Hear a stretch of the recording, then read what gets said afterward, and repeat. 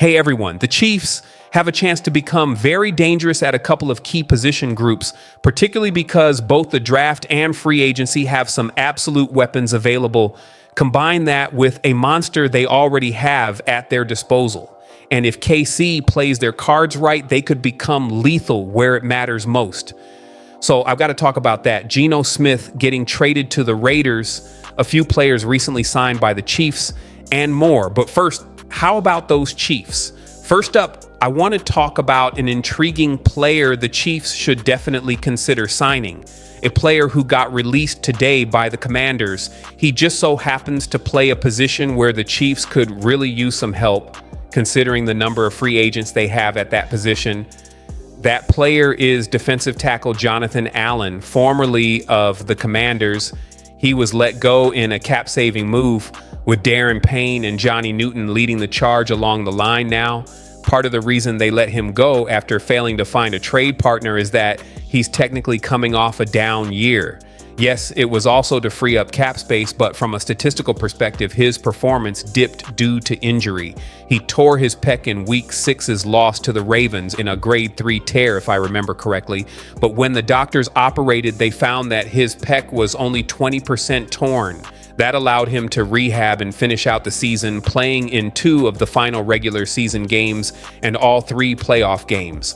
Obviously, 2024 was a down year for him, but let's not forget his track record. He had 9 sacks in 2021, 7.5 sacks in 2022, and 5.5 sacks in 2023. Over 8 seasons, he's averaged 6.5 sacks per year, and he's still only 29 years old. I would personally love to pair him next to Chris Jones and let the interior of that D-line dominate this year, especially with young guys on the outside like George Karlaftis and even FAU if he takes that step up in his 3rd year. Allen can also move around along the line as needed, similar to Chris Jones. Though let's be real, nobody does it quite like the CEO of Sack Nation. Why the Chiefs should make a move. The reason why I think the Chiefs should at least give Allen's agent a call is that, as I mentioned earlier, they have several defensive tackles currently set to become free agents. Mike Pennell, Derek Inati, and Turk Wharton could all find themselves playing for another team this upcoming season, so the need for help is definitely there. Now, I personally love to see Turk Wharton return, but Jordan Schultz recently reported that Turk could exceed expectations in free agency, with several teams showing interest. He could land a pretty decent contract after coming off a career year, racking up 6.5 sacks in 2024. The money problem, the issue for KC, as always, is money and on where to prioritize it. If they can't afford to bring Turk Wharton back, I'm not sure they'll be able to afford Jonathan Allen either, who will likely command a higher price. He'll certainly be one of the most sought-after defensive tackles in free agency. It would also be tough to justify paying big money for Allen when Chris Jones already carries a cap hit of $34.8 million this season, unless they restructure his deal. But hey, you can't have Chris Jones out there alone, and we all know trenches win championships. Adding another elite player along the interior would only help. While I prefer the Chiefs to bring back Turk Wharton, since he'll likely be cheaper and is a few years younger, I'm confident KC will draft an interior defensive lineman regardless of what happens in free agency. Nick Bolton gone. Speaking of Nick Bolton, earlier today, the Buffalo Bills reached a 4-year, $50 million contract extension with standout linebacker Terrell Bernard. That's an average of $12.5 million per year, which is right around where Nick Bolton could land on the open market. Spot Rack values Bolton at $12.3 million APY. The big question is, does Bolton get paid more than that? And if so, will it be the Kansas City Chiefs who pay him and keep him around for years to come? At this point, I'm leaning toward KC not paying him and letting him walk into free agency to sign elsewhere. To be clear, I wouldn't mind having him back. He's been a pivotal piece of the Chiefs' defense for years, but he does have limitations that have shown up time and time again.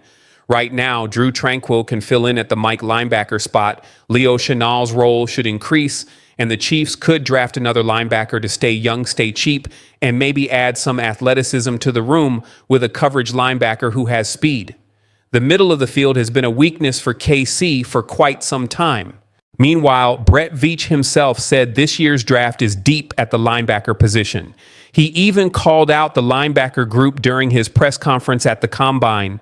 Another option would be to bring back Willie Gay Jr., who's once again a free agent. He could probably be signed on a pretty cheap deal. This is a tough decision for Brett Veach because I'm sure Steve Spagnuolo is pounding the table for Nick Bolton to return. But I feel like the Chiefs could use Tranquill as a stopgap and draft a solid linebacker in this year's draft.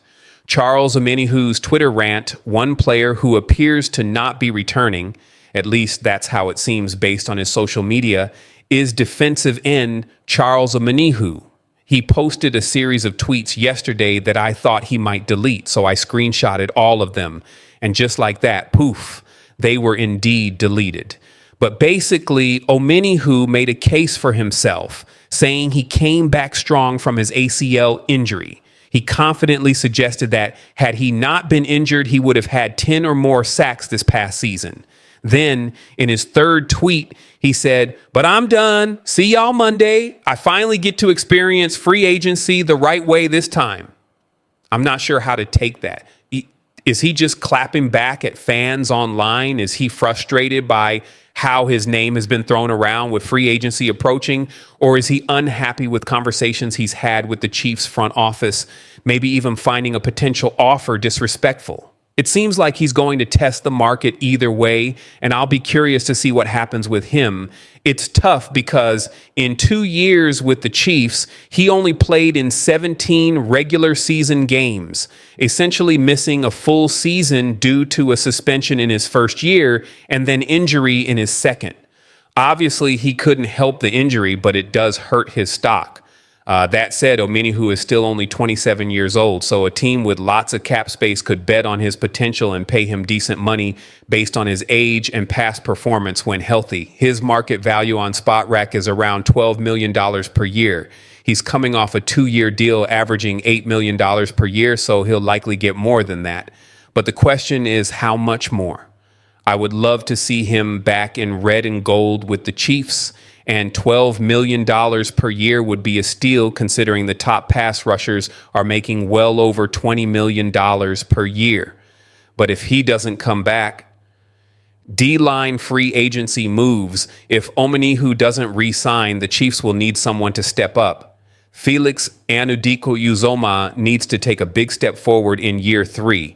He was a first-round pick after all, and the Chiefs need this man to perform. Mike Dana is still under contract. George Karlaftis has been solid, but he's in the final year of his rookie deal unless KC picks up his 5th-year option. Even so, the Chiefs still need another body or two on the edge. One name to watch is Harold Landry III. The Titans just released him today. He's only 28 years old and has averaged 10.5 sacks over the last 3 years. He'll probably get offers that put him out of the Chiefs' price range, but when guys like this get released, it can have a ripple effect, leaving other free agents available. Another name is former Eagles pass rusher Josh Sweat. He's around the same age as Omenihu, but his market value is significantly higher because of his production over the last few years. I'm definitely curious to see what KC does along the defensive line, both on the interior and the edge. Chiefs O-line shuffle. Next up, the Chiefs franchise tagged Trey Smith and then shockingly traded Joe Thuney to the Bears this week. Now, we're all wondering how the Chiefs will rebuild the offensive line. The team is reportedly close to finalizing a long-term deal with Trey Smith for around $23 million per year. Hopefully that happens soon because it would free up cap space for the Chiefs to make some moves in free agency. As for left guard, Kingsley Suamataia could potentially step into that role in 2025. The Chiefs coaching staff, including Andy Heck, is reportedly high on Kingsley as a guard. Ian Rappaport and other insiders have even mentioned him by name after the Thuney trade. However, that still leaves the left tackle spot open. According to Nate Taylor of The Athletic, the Chiefs are trying to sign veteran left tackle Ronnie Stanley. He's about to turn 31 years old and has only played one full season over the last 5 years, so durability is a major concern. What's next? So yeah, the Chiefs have some big decisions to make, especially when it comes to Nick Bolton, Charles Omenihu, and the offensive line. Brett Veach will have to weigh the cost of retaining key players versus finding new talent in the draft or free agency. It's going to be a fascinating offseason. Stay tuned. Things are about to get interesting. Chiefs Nation, hold this bombshell. Joe Thuney, one of the pillars of our offensive line, is packing his bags for Chicago. The Chiefs have decided to trade the veteran guard to the Bears in exchange for a fourth-round pick in the 2026 draft, a decision that took many by surprise and generated a whirlwind of reactions among fans. At 32, Thuney was still playing at a high level and remained a crucial piece in protecting Patrick Mahomes. He was one of the most consistent players on the offensive line in recent years, providing stability even during difficult times. His departure leaves a huge void. Now everyone wants to know, what is Brett Veach's plan to fill that gap? The trade is part of a strategic move by the Chiefs to restructure their salary cap and prepare for the future. However, with this unexpected departure comes a big concern. How can they keep Mahomes protected and the offensive line functioning without one of their most reliable players? A key piece of the puzzle? Since arriving in Kansas City in 2021, Thuney has established himself as one of the best guards in the NFL. He was a key player in protecting Mahomes and helped transform the Chiefs' offensive line into one of the most solid in the league. His impeccable performance earned him recognition among both players and fans, making him a team favorite. In 2024, Thuney further proved his value by demonstrating versatility, even stepping in to play left tackle in critical moments. His adaptability was essential in keeping the Chiefs' offense productive, even with the adversity they faced throughout the season. Few players in the league can handle that kind of transition with such success. With 2 Super Bowl titles and several Pro Bowl nominations under his belt, Thuney leaves a lasting legacy in Kansas City. He's always been a consummate professional and will be remembered as one of the greatest offensive linemen ever to wear a Chiefs jersey. Now, the big question is, will this decision come back to haunt the Chiefs in the future? The financial side of the trade. The decision to trade Thuney wasn't just about football. It was a financial move as well. Thuney was in the middle of a 5-year, $80 million contract, which meant the Chiefs were committing a significant amount of cap space to a player already in his early 30s. By trading Thuney, the Chiefs free up about $16 million in salary cap space, giving them more flexibility to make moves in free agency. This cap relief could be crucial in retaining other key players and strengthening other weak spots on the roster.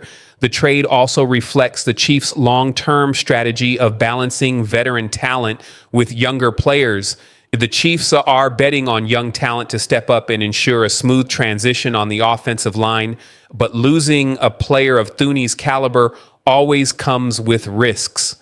Without an immediate replacement of similar quality, the Chiefs need to act quickly to avoid issues in pass protection in the running game. The money saved could help fill the gap, but only time will tell if it was the right move. I'll be back tomorrow with a new update. Don't forget to subscribe to the channel, like the video, and comment. See you